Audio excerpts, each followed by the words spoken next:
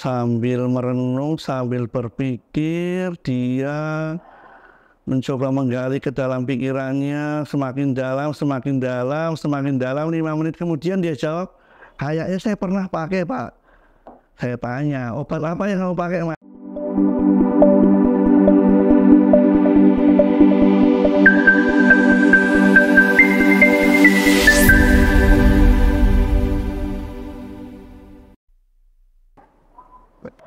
Selamat pagi saudara sebangsa tanah dan sebangsa air.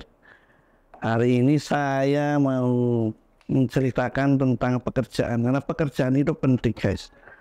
Karena pekerjaan itu adalah sumber-sumber kehidupan, saripati yang akan membuat kita hidup ke depannya. Jadi kalau ngomongin pekerjaan, saya itu paling sulit menjawab ketika ditanya bekerja di mana. Karena kalau saya ditanya, Mas, Anda bekerja di mana sih? Saya kerja di Bapas, Pak. Saya kerja di Bapas, Bu. Mereka pasti akan membuat raut muka kebingungan, raut muka tidak tahu, kemudian Bapas itu di mana toh? Atau Bapas itu kerjaan apa toh? Nah, buat mudahnya kadang-kadang saya jawab Bapas itu temennya lapas atau rutan itu. Nah, mereka langsung mulai agak-agak otaknya mulai freeze-nya mencair lah. Oh, penjara toh, Mas? Iya, penjara tapi di luar. Nah, di situ semakin rumit biasanya. Penjara tapi di luar, berarti orangnya keluar penjara, Mas, jalan-jalan. Ya enggak, mereka itu adalah orang yang terhukum, tapi karena kelakuan baik, karena asesmen sudah dilakukan pula oleh kami, diberi kesempatan untuk lebih awal melakukan integrasi sosial ke masyarakat. Bebas lebih awal lah. Kalau orang awam ngomong bebas bersyarat, tapi sebenarnya kami ada cuti bersyarat, ada pembebasan bersyarat, ada asimilasi dan beberapa jenis integrasi sosial lainnya.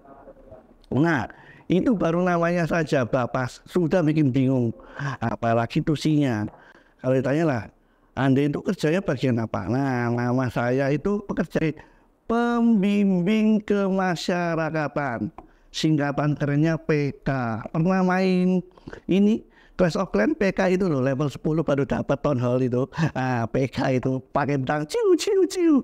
Nah, tusinya adalah melakukan assessment terhadap warga binaan pemasyarakatan atau WBP yang di dalam untuk mengetahui seberapa layak mereka mendapatkan integrasi sosial. Istilahnya kita tes pantaskah mereka mendapat reward keluar sebelum masa pidananya berakhir. Di situ kami biasanya akan berkunjung ke lapas atau rutan untuk melakukan assessment. Kemudian kami juga ke rumah penjamin home visit untuk mengecek sejauh mana keluarga atau penjamin siap membantu kita membimbing bersama, termasuk pemerintah setempat dan masyarakat apakah masih menerima si WBP kembali ke lingkungan asalnya. Nah, soal itu, Mas, ini penuh suka duka lah kita PK. Ada cerita menarik, ada cerita horor, cerita apa, tapi untuk pembukaan acara kita lebih baik kita cerita yang unik-unik aja. Salah satu klien saya, oh iya, istilah kami menyebut WBP itu klien ya. Ada salah satu klien saya, rumahnya di daerah Karanganyar. Dia kasusnya 363 atau 362, saya lupa, pokoknya dia pencurian. Namanya XYZ lah, kita tidak perlu sebut namanya, kita samarkan aja. Dia ini ketika saya litmas, ketika saya datang ke rutan, kita panggil di Banhoklo, kemudian dia datang duduk, posisinya agak miring sedikit, pakai peci kalau nggak salah, pecinya juga miring ke kiri atau ke kanan. Kemudian saya tanya, awalnya biasa saja, lama-lama kok enak ya. Saya tanya namanya masih lancar, saya tanya tanggal lahirnya lupa-lupa sedikit lah, saya yakin oleng mesti ini anak. Kemudian saya cek riwayat adiksinya, saya tanya, kau minum nggak? Minum, Pak. Minum apa? Minum air, Pak. Bukan, itu maksud saya. Minum alkohol nggak? Oh, alhamdulillah nggak pernah, Pak. Kalau pil atau obat-obatan pernah pakai nggak? Sambil merenung, sambil berpikir, dia mencoba menggali ke dalam pikirannya, semakin dalam, semakin dalam, semakin dalam. 5 menit kemudian dia jawab, kayaknya saya pernah pakai, Pak. Saya tanya, obat apa yang kamu pakai, Mas? Obat gatal, Pak. Seketika saya emosi juga ke anak ini. Kalau bisa saya pukul saat itu. Tapi kan saya PK kan, humanis bro. Jadi kita nggak boleh main kasar. Kita tetap mengedepankan hak asasi manusia. Setelah saya emosi, karena dia obat gatal ternyata. Nah, yang menarik adalah dari sisi kronologis, ini mengguncang dunia sekali, guys. Mengguncang dunia. Jadi dia bercerita bahwa saya tanya, kok kamu bisa-bisanya mencuri, dia mencuri motor ya kasusnya. Kok kamu bisa-bisanya mencuri motor? Dia bilang, anu Pak, waktu itu saya ingin menengok kakek saya di daerah sekitar Tawangmangu lah. Dia dari rumah naik ke angkutan atau bis kayaknya kalau nggak salah, berangkat dengan bekal 10.000 sampai Tawangmangu. Ternyata kakeknya pergi, jadi dia belum sempat bersilaturahmi dengan kakeknya, sudah gagal ya. Ini yang awal mulanya kronologinya dia mencuri. Akhirnya dia memutuskan pulang. Apesnya ternyata dia itu tujuannya adalah ke rumah kakeknya minta uang. Nah, karena nggak ketemu kakeknya otomatis nggak punya uang kan. Nggak punya uang, dia akhirnya memutuskan pulang jalan kaki. Keren sekali guys. Ini kalau masuk tentara dia kesatuannya infanteri. Seandainya di Tawangmangu ada kuda, ada sih tapi bayar. Dia masuk kavaleri pasti. Tapi karena nggak punya duit, dia infanteri aja, jalan kaki turun kembali ke Karanganyar. Ini posisinya, yang belum tahu wilayah geografi Solo Raya, Tawangmangu itu agak naik ke Gunung Lawu ya. Jadi mungkin kira-kira sudut elevasinya segini lah, segini. Jadi turun ke bawah ya. Jadi dia memutuskan turun ke bawah. Jalan, mungkin baru sekitar 500 meter, akhirnya di sebuah halaman rumah, di suatu tempat, dia melihat ada motor diparkir. Saya lupa mereknya apa, yang jelas kayak motor metik atau kayak motor metik. Di situ lah, kalau yang anak-anak 90-an pasti familiar dengan jargonnya Bang Rapi ya. Kejahatan terjadi bukan hanya karena niat pelakunya, tapi karena memang niat. Nah, bukan, tapi karena ada kesempatan. Di situ mungkin si klien melihat ada kesempatan, maka dia mengambil motor tersebut. Nah, hebatnya klien saya mungkin karena terlalu banyak pil gatal ini ya, otaknya agak oleng sedikit.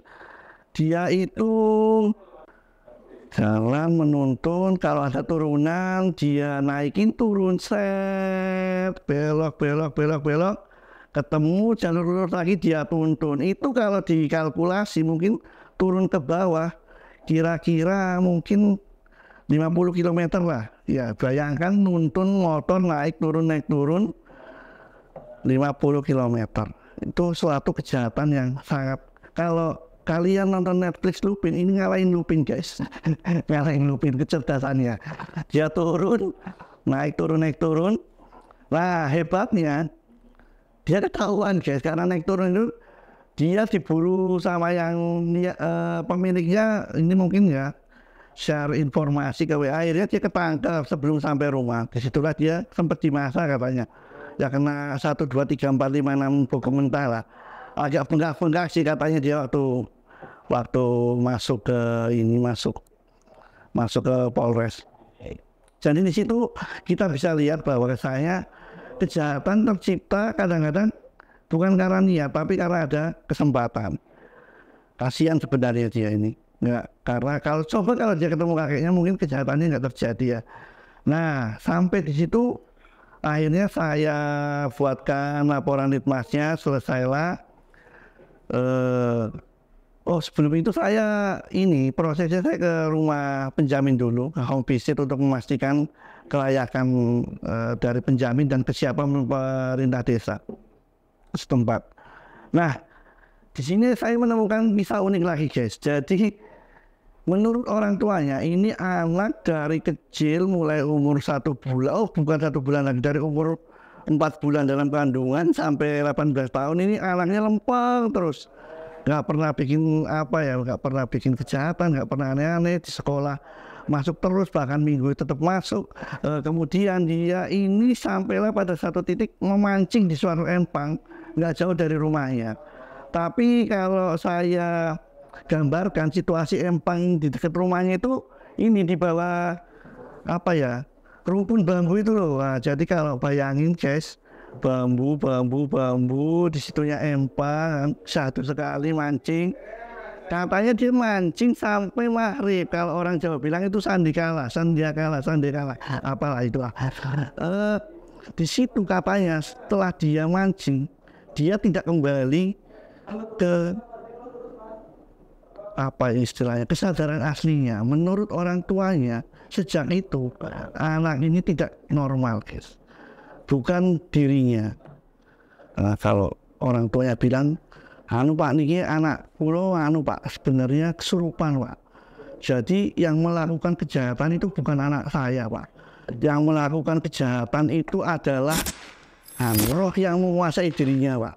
Jadi ini tidak adil Pak, anak saya di penjara, harusnya rohnya saja Pak. Saya bingung jawab apa, saya cuma bisa cengar-cengir, masuk akal enggak. Tapi kalau saya kadang-kadang suka nonton Om Hao retrocognition, ya gimana lagi ya, akhirnya saya anggap itu mungkin anaknya ya kurang adaptif apa-apa ya. Jadi intinya saya tulis saja sempat kecelakaan gitu loh. Masa saya tulis di laporan saya anaknya sempat kesurupan kan. Jadi intinya dari keluarga menganggap anak ini kesurupan. Nah setelah beberapa bulan kemudian sampai titik 2/3, info lagi guys. Jadi cuti bersyarat atau pembebasan bersyarat bisa diberikan jika si WBP telah melewati 2/3 masa hukumannya. Jadi umpama gampangnya kalau dia dihukum 9 bulan, maka minimal dia harus menjalani 6 bulan. Biar hitung-hitungannya gampang. Saya nggak yakin kalian pintar matematika soalnya, saya aja nggak bisa. Ya, oke lanjut. Nah di sini ada proses yang unik.